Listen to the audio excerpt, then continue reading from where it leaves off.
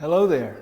I'm Bob Ellis. I'm the program director at the Natural History Institute, and I'm here to welcome you to part 3 of St. John's Wort, Cure, Craft, and Collection.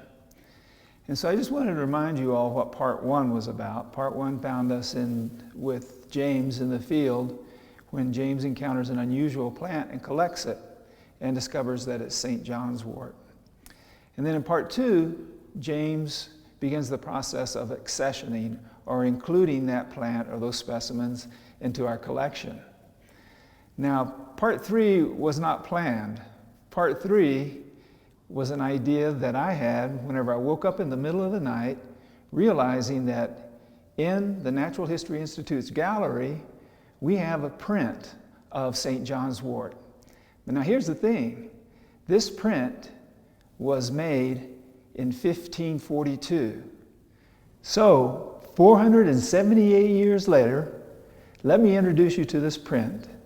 It's titled Androsimon, which means St. John's Wort in Latin. And this print was created by a team of people led by a man by the name of Leonard Fuchs.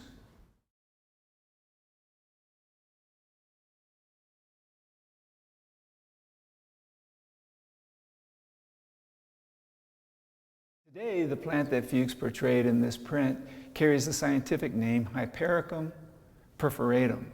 The plant that James collected carries the name Hypericum scalari. Both have the same genus, different species, and both have medicinal properties. A little bit more on that later. Hypericum comes from the combination of 2 Latin words, hyper, which means above, and then icon, which means picture. And so the naming of this plant, both scientific and common name, derives from a practice in the Middle Ages of people during the midsummer celebrations taking St. John's Wort that is in bloom, putting it in little bundles, and then hanging it above pictures of St. John the Baptist. So the idea behind this practice was to ward off evil. And this whole thing was all part of the midsummer celebration centered around St. John the Baptist's birthday and the summer solstice. I mentioned earlier that a team of artists and craftsmen made this print. That team was led by a man named Leonard Fuchs. He was a German physician and botanist. He was born in 1501 and died in 1566. And by all accounts, he was considered a child prodigy. By the age of 12, he had earned a bachelor's degree. He moved on to earn a master's, and by the time he was 28, he was a practicing physician. He's known in history as one of the founders of botany, and he is also known for creating one of the first botanical gardens. So in this book in which this print appears, by the way, the book's title is Notable Commentaries on the History of Plants. There are over 500 species of plants depicted through these prints. And each one of these plants was grown in this botanical garden. So Fuchs was a very careful observer of nature, and he watched the phenology of the plants, how they changed over time, and did the best that he could to depict very specific characteristics of each one of the plants, and in some cases the changes.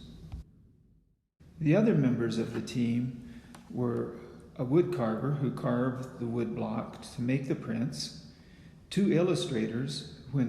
Once the prints were printed, the illustrators would go in and by hand color the prints, and then of course there was a printer. One of the most intriguing things about this print is what you can't see. On the back side of this print, in Latin, is written information about the plant. And Fuchs characterized this information into 4 different categories: the form, the habit, the best season for collecting, and its temperaments and powers. This book was intended to inform physicians about medicinal plants.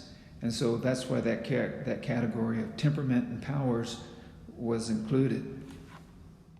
Hypericum perforatum has long been known as a medicinal plant, as it appears in Roman literature as far back as 10 BCE as a medicine used to cure or at least treat mood disorders such as depression.